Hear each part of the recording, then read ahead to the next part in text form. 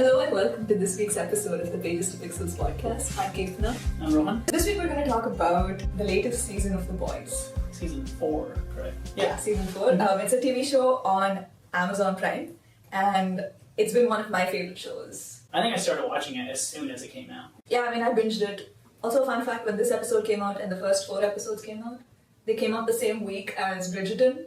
So I did the Barbenheimer thing where Bridgerton? in one night I just watched all of Bridgerton and then the first 4 episodes of Boys. Was it the first 4 or 3? 4, I think. Okay. Yeah. Either way, it was not a healthy night, but I enjoyed it. I think season 4 has been pretty solid. I don't think it is. I still think 3 was my favorite. I think it actually started out very, very strong. I know you enjoyed season 4 quite a bit, but I think that between season 3 and 4, I saw a pretty steep decline, I thought. It just felt like it moved a little too slowly for my liking. Really? Yeah. I feel that it should have slowed down a bit, especially towards the end. Because I think, especially the finale, I feel like there's so much happening in the last 15 minutes of that finale. Well, the pacing definitely was off. I think I can agree with that. For me, also another thing that kind of was frustrating was that there were so many, I thought, characters, moments, plot points that could have been used better. I agree. For example, with Annie's whole dilemma about being brought up Christian and then having an abortion. I thought that could have been planted earlier on, the identity crisis, it could have been a larger arc than it ended up being. I also feel like when they resolved that, it just kind of felt flat for me. This show is a little frustrating because there are moments of absolute greatness, but then there are things where they do not handle very well. Yeah. Specifically, I don't think, with the exception of maybe Butcher, Homelander, and The Deep, actually. Because I think they go through things, and that is carried on throughout their journeys. Yeah. I don't think that really happens to anyone else. Huey goes through a lot this season, but he has a 30-second monologue about how he's sad, and then He didn't do anything with it, yep. That I thought was a little disappointing because I feel like Huey has been one of the more interesting characters in the show. And this season, I don't know, I wish there were a little more layers to him. Yeah. In terms of story, what did you think? I actually don't think the story of The Boys is all that interesting when you kind of lay it out. I think the show actually works the best when it is leaning into the parody. Yeah. I think it was the finale when Ashley Wu runs What Entertainment. Yeah. She's like, we're cancelling this whole show because the tax write-off is cheaper. Right, yeah. And I'm sure that cut deep for a lot of people. Yeah, or even with, no pun intended, I guess. But when The Deep is talking about his ex taking or pooping in his bed, and say, okay, that's Johnny Depp, Amber. Yeah, yeah. But yeah, in terms of story, when it's the way it's literally The Boys versus The Boss Soups, and yeah. The Soups, it feels very simple, basic. Right. Simple is not always bad. Some of my favorite movies are very simple. Mad Max Fury Road is a car chase. They go in one direction, they make a turn, they come back. It is kind of the execution. I don't think that there's anything that special in The Boys when it comes to the story. I think the characters are fun to watch. Yeah. And I think the parody stuff is hilarious. Maybe for a little context. The Boys is adapted from a comic series, and what it's about is what if superheroes were real, and what if a Marvel Disney style super powerful corporate controlled them, and what if they were not good people. That's the general premise, and then the show tells you basically that if this was the case in this world, a group of, I don't know what you call them, vigilantes? Not really, right? A group of... I think they start out as vigilantes, definitely, because Right, I guess the definition of a vigilante is someone who fights crime but is not officially, they don't have a position of authority like a police officer or an agent. Although, and we're going to spoil the rest of it. If you're watching a video about The Boys, we're going to assume that you've seen the whole show, The Boys season 1, 2, and 3. Probably 4 because we are going to go into spoilers, but now they're officially in the CIA, so now they're not vigilantes anymore. Yeah. But basically that's it. The Boys is a group of individuals who are concerned that these superheroes are misusing their powers, and so they form this team to fight that, basically. I like how eventually, as the story progresses, the stakes become not as black and white. How so? It starts off with Huey saying that he's going after A-Train because A-Train killed his girlfriend. But then it starts evolving into more than that. It becomes a little more complicated than, this is a bad person, I'm going to go fight him. Because later in the few seasons, Huey even takes V, right? Yeah. Specifically, he takes the temporary one. Yeah. Yeah.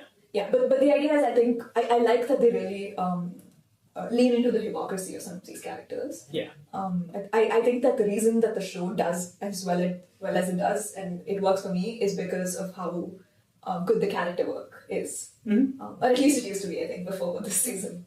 I think this time around it felt a little flat. How so? I mean, let's just go into spoilers, I would say. Let's do it. I feel like, first of all, I know Homelander is this like incredibly well-written character. I also think he's one of the best narcissists ever written, especially in that one episode where I think Ryan, his son, sees a video where, because of Homelander, a bunch of people die, and he doesn't really care about the people dying or anything like that. He's just worried that his son might change his impression of him. But I think now as time passed, we're in like season 4, and I feel like they're just giving us a lot more of the same. Like, I do enjoy the whole, this is a bad guy, he's never gonna do anything nice, like, he's too powerful for his own good. Like, I enjoy that, but I would enjoy maybe a little more of an insight into what is Homelander thinking when he's doing these things, right? Because it feels a little shallow if it's just, I can do it, therefore I will. Right. Yeah. Yeah, I tend to agree. I think Homelander is a pretty good character, but I think he's a well-written character that is elevated immensely by an incredible performance from Anthony Starr. Yeah. I mean, kind of perfect casting, I would say. He's really good. I was watching an interview of Anthony Starr, and he was saying that apparently he didn't think he was going to get this part, and even when he did his self-tape, he just did it in a hurry. And was a little annoyed and frustrated by it, and then he sent it across, and apparently it worked out. Nice. I can see how that would work in the context of this show. I think the rest of the show is also cast really well. Yeah, I don't think there's any actor that sticks out where I'm like, this person does not fit the role. Well, what did you think of Ryan? Okay, yeah. Forgot about Ryan. I mean, if you look at Ryan in the first season and second season and beyond. Yeah. It's not, but yeah, I don't. The kid in the first season does not speak a single word, so it's kind of hard to give an estimation as what could have been with that kid. True, very true. I thought the current actor is maybe growing into his roles right now.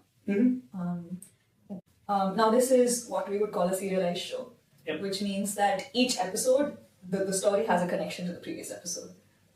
So basically the storyline stretches from the pilot of each season up till the end of that season at least, if not further into new seasons. For serialized shows, one of the most important things is that they have to have good cliffhangers. I think that The Boys has some really good cliffhangers.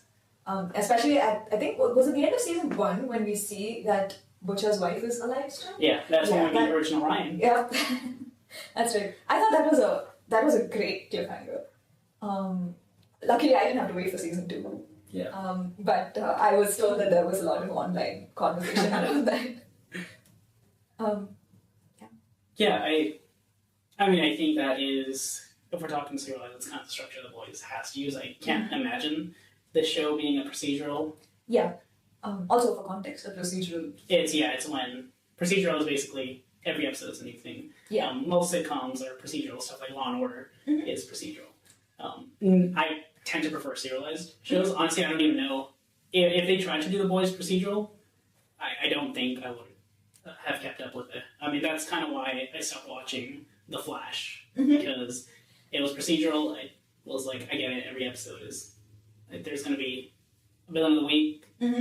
Flash is going to defeat him, run, fail, and then he's going to run faster at the end and win. The Boys right now feels like the last days of Flash and Arrow, where they're starting to lose interest. I have heard that from people who are big fans of the show, where they're like, I kind of just want it to end already. Yeah. I think that brings us back to what I was talking about a little earlier, where I feel like there's a big pacing issue in this season. I definitely felt that way, because I thought this season started out super strong, I feel. I think the first 4 episodes are great. Episode 5 is when they go to the farm trying to get the virus. Oh yeah, that one was violent and very... I did not like looking inside of a sheep. That was not... I don't think. It's The Boys. Yeah, but listen, I had just made my peace with the insides of a human. What about the whale? Oh God, yes, Yeah. the whale. I hated that too. Yeah. It's part of the gimmick of it. Yeah, for me, it hasn't crossed over to violence porn yet, Mm-hmm. but I can see that happening. Yeah. I thought it got close when he cut off like Sunny's leg.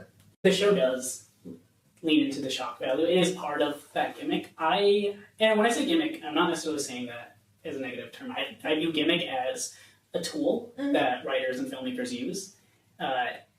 Gimmick can be good. Yeah. It can also be bad. Yeah. I think. Yeah, and I agree. I think Boys is kind of at that line, at least with this season, where it is. Are they leaning too much? Are they relying on the gimmick? Yeah, see, I felt that way in that. What was that episode with Huey getting like into that sex dungeon? Yeah, that was the Tech Night episode. Yeah, see, that's it's what. called Dirty Business. Of course it is. They had, what was that? I feel like that felt like forever. So basically, Huey dresses up as a different superhero, and I guess he shows up to an orgy. Is that an orgy? It's like I think it was a. It was a political private meeting. Yeah. And but in some rich racist place. yeah, it was in Tech Knight's Manor. Yeah, Batman. Well, I mean that is this universe's version of Batman. Right. But see, I always thought Black Noir was That's like what Batman. So is he like Deadpool? Maybe Deadpool doesn't talk. Or Deadpool from Wolverine Origins. Or I see. I can see the Deadpool thing because the new Black Noir is like doesn't even bat an eye when he like kills people. Yeah. I feel like that like reminded me of Deadpool. But either way, in that episode, Huey is tied up and they pull that scene forever. Like, Yeah, I wouldn't even call it a scene. I feel like it's a sequence. Oh, for sure, yeah. And because like when we write a pilot, we usually write A story, B story, C story. And I feel like what this was probably A story from the amount of screen time it got. Mm-hmm. And what was happening was they would cut away to the B story and then cut back to this, and it would still be the same. Yeah. And the reason that doesn't work well, other than the fact that it wasn't giving us new information, was because you kind of expect all the pacing to match. So if like we cut to a different storyline and we're seeing like maybe like a whole night pass, for example, and then we cut back to this storyline and it's still the same scene from before, it messes up with your perception of time in the story.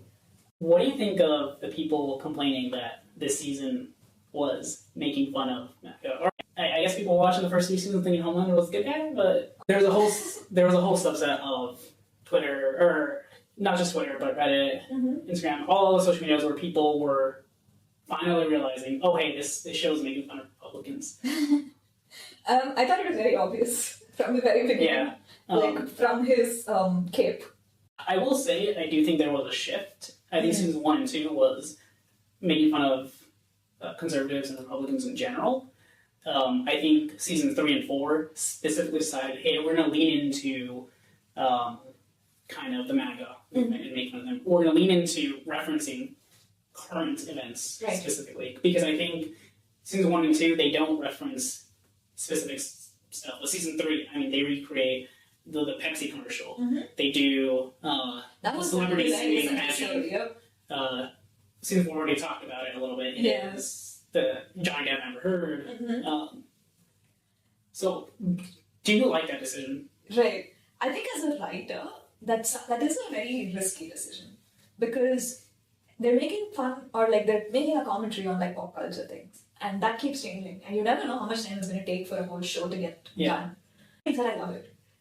It's I feel like the reason references and like even like Easter eggs and like callbacks and all that stuff, like it works as a writing tool because I think it's like a subconscious conversation with your audience. It's like you're bringing them in, like from the other side of the screen into your world, and you're like, we're all on the same page here. Like we're thinking the same thing. I think that's why like Marvel does so well when they do like references to like a movie that came out 8 years ago. Yeah. It's because people are like, oh, I get it. Like I'm part of the inner circle, basically. Yeah, I agree. I think I think I like the parody better when it is very direct and very current. I don't know how well this will hold up 10 years later when people are like, wait, what are they talking about? Yeah. But at the same time, the show is not made for people watching 10 years from now. It's made for people watching it now. So. Yeah. No, very true. And honestly, like, if you're gonna write, you might as well go all the way and like say what you want to say. I think also what it does is it helps you kind of see how absurd some of these things are. Yeah. You said something really interesting there, which is it helped say what you want to say. Do you think The Boys is saying a lot? No, but I mean, I meant that in the context of like, if you want to make fun of, I don't know, if you want to make fun of the current political situation, go ahead and do it. That's kind of what I was saying. I get that. My point is The Boys making a point? Because there's a lot of movies where they highlight something, and then they also have some kind of argument that they're making, like via the theme. Yeah. Do you think The Boys has that, or do you think it just is holding a mirror up to us? See, that's an interesting question, because that was one of the things I was thinking about, is theme, when it comes to TV shows in general, but also specifically to this. What would you say the theme is? I don't know. I mean, it's obvious who the good guys are and the bad guys are. Right. Even you can say, hey, Butcher does some morally questionable things. Yeah, but it's very clear that Homelander is the villain. Yeah. I mean, I guess some people didn't realize that for the first 3 seasons, but that's hilarious. I am very, very surprised. But and I think because it does such a good job of parodying stuff directly happening, it's pretty obvious who Homelander is supposed to be in real life. I don't necessarily think it has to make an argument. I think holding up the mirror is enough for me to get it. And when we're talking about theme, I am assuming you're talking like kind of a sentence theme. Yeah, X versus Y, basically. Yeah.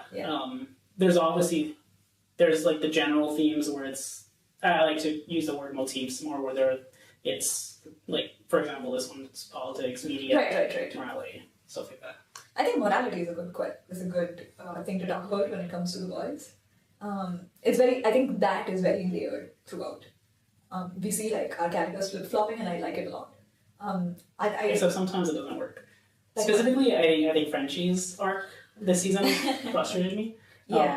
They introduce him being in a romance with Colin, and then they have this bizarre backstory where, he was the person who killed Colin's family, so he turns himself into the police, and an episode later he's out.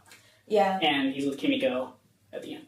Yep. While I thought the Kimiko-Frenchie union finally was very satisfying, I agree. I think it comes back to the pacing issue, where they should have planted this in season 1. Also, like, they should have used Shapeshifter for much longer than they did. Like, I think that it should have, like, I don't even think Annie should have escaped until the end of this season. That's what I mean when I said the pacing was a little too quick. Frenchie goes through his arc really quickly, if you can call it that. I don't think there was much of an actual arc there. Annie, she's shapeshifter, and then immediately the next episode, it's kind of undone. Yeah. And all the stuff. I mean, in the finale, like Newman dying very quickly. That was just. Why did she not use her powers? I think her power, she can only activate it if she has a clear eye line of the person's physical body, and he covered her face. Yeah, and and that is how you would kill her. I feel you have to kind of do a sneak attack. If you had to have a superpower from The Boys, specifically, and it has to be like a character we've seen. You can't just invent something and be like, "This is what I want." I mean, if I'm going to choose any of the powers, I'm going to choose Homelander's powers. Like, I have super speed that is pretty close to A-Train, not necessarily as fast, but pretty close. I have super strength. I can fly. I have lasers. I don't think I'd ever use the lasers. But he probably thought that too. Just saying. But I mean, why? That's easily the best power set. What about, was Homelander able to see when Translucent was in the room? I don't know. Right? Because I feel like that's a pretty cool power, Translucent. Yeah. I mean, now he was weird about it and he was very creepy, but... Yeah, but what are you going to do with Translucent's power? I don't know. There's something to do. The only thing you can do is be creepy. I would take Huey's dad's walk through walls, Mirio. Oh god, that was so, like, bloody. Yeah. See, with Homelander, it's like you can do so much. You want lunch from a place that's on this, like, in the East Coast, just fly over and grab it. Yeah, I like how we're talking about like superpowers and you're like food here in LA sucks though. I think see before if Kevin you hadn't told me that Victoria had that issue, like I would have wanted the head bobbing thing. That's a total villain power. Yeah, and it's I don't know. Hey, just let me live. See if I had the power right now. Here's a curveball Okay. question. So, as we discussed earlier, The Boys was a comic adaptation. And one thing that's kind of notable about the comics is they're not very well received. There's also a ton of differences. Like, A-Train and the Deep's character are very different in the comics. Do you think that the success of The Boys is a good sign that other unpopular adaptations, be it comics, books, etc., have a chance of going into development? Like, will companies take that risk? I would say it depends, because I think The Boys would have been successful even if it was not a comic, because I think the premise is strong, and the premise and timing is strong, because The Boys first came out in, I want to say season 1 came out in 2019. So, I'm trying to think. So Avengers Infinity War had come out. Right. Avengers Endgame, I don't believe, did. But this the reason why I bring that up, this is at the height of superhero craze in pop culture. There was, I know I mentioned Avengers, but there was also a ton of other Marvel movies. There was a bunch of TV shows, video games. I think superhero culture was at an all-time high, and The Boys came out where it's superheroes, but completely different and cynical. And I think the premise alone was enough to get people to watch it. And then it was well made. Yeah. So are you saying that if we assume that the comic IP didn't exist, I think The Boys would have been just as successful. do you think it would have still been greenlit? Because I'm assuming this is like a massive budget production. Yeah. So I'm just out of curiosity, do you think that the studios would have been as willing to take a risk on like the story if it didn't have existing IP? Maybe. I still think it was a risk either way, because, I'm a kind of a comic book nerd. Never heard about The Boys before the show. So. What was your favorite episode? Well, since I'm going first, I'm gonna go with episode 4. That's the episode where Firecracker is doing her live stream, and then she gets attacked by Starlight. Meanwhile, Homelander is having his own arc where he goes into the lab that they experimented. That was so. I'm gonna be honest, I wasn't big on the Homelander part. Yeah. Most people came out of that episode saying, "Oh my god, the Homelander storyline." Yeah. I like the other stuff happening with Starlight and Firecracker, Right. and the others. So I have a question then. Did you think that in that episode for the Homelander rampage, let's call it, did they plant that before? Like, was there any motivation for him to do that, or was it just like a random choice on a Tuesday morning? He at the end of the 3rd episode, there is a moment where he cracks a mirror, and then the mirror versions of Homelander start talking to him. Right. And one of them says, "You have to go back to where it started." Okay, got it. Because when I watched that episode, I clearly forgot to see the mirror dimension people. But when I watched that episode, I was like, I get it. Like, I see like what he's doing and all that, but I was really confused about his motivations. I think I always am with Homelander, if I'm being honest. The reason Rohan was so smug when he answered that was because we were trying to decide on what our favorite episodes were. I was going to say episode 4, and then he went first, so he also said episode 4. And when we said it, you had a different answer. I did. I was being nice enough to where you could take it, but you gave me the baton first, so. Well, I'm going to say episode 6, but without all the weird Huey sex stuff then. And the reason I like episode 6 is because in that episode we find out that Butcher has been hallucinating one of a pretty important character that has existed throughout this season. And I thought that reveal was really smart. Yeah. Because I didn't see it coming. And then once they did the flashback sequence, it kind of made sense. But I didn't see it coming and I quite enjoyed it. But the rest of that episode was basically Huey in a sex dungeon, which I didn't love. Yeah, so I kind of saw it coming because Well, there is an account. I don't follow his account; just kind of pops up in my feed. But he basically had a theory that character was inside of Butcher's head from episode 1. And then I kind of started seeing the pieces coming together in episode 4 or 5. What was the most heartbreaking moment in the season? Heartbreak? Where you're just like, no, why did they do that? Huh. It's not really something I associate with the boys, so it's hard for me to think of. But I thought it was sad when Hugh's dad died. yeah. I mean, I know it kind of. I will say I saw it kind of coming because like they clearly didn't know what to do with the character. His storylines had kind of ended anyway. So I saw that coming, but it was still like, oh. Yeah. Also, I think it's really funny how Jack Quaid on Father's Day posted Happy Father's Day to Simon Pegg, but not his actual father, Dennis Quaid. That's Which, let's just say Dennis Quaid would be a Homelander supporter in real life.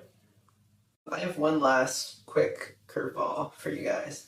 So The Boys is a satirical take on the superhero genre, which, you know, many people find is overcrowded in film and media, at least when it started. I know Disney slowed down a little bit since the pandemic, but what do you guys see another subgenre you could see getting a very similar satirical treatment?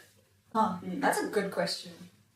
See, I want to say rom-coms, but like I feel like rom-coms are already parodies of themselves. I don't know if it would be a satirical version, but maybe westerns, just because I have seen, and I think this is a growing trend in recent years, where people are making westerns and they're changing something about it. I mean, Power of the Dog is about a western, but with queer characters. The Harder They Fall is a western with like modern day hip hop music and has like a very strong style to it. And then even things like Logan, which is a superhero movie, has a lot of western influence on it. Yeah. No, that makes sense. I also think that westerns as a style are so distinctive that they would be easy to. Yeah. Even the Batman with Robert Pattinson. There's a moment where he is walking, and the way the sound design is, it almost sounds like you hear the spurs in his boots as he's walking. I think I have two. The first one is horror. I think they already kind of do it. They do horror comedies. And I think we're going to see more of those. Yeah. Because I do think that the horror space is pretty saturated. The second thing I would like to see is maybe like a satirical take on like a Pixar story. Because they're all so similar to each other. Like even if you look at structure and you break it down, like they teach that in class because it's so textbook. Like all the stories have the same structure. Similar journeys also. So I think if someone were to make a parody of that, it would be great.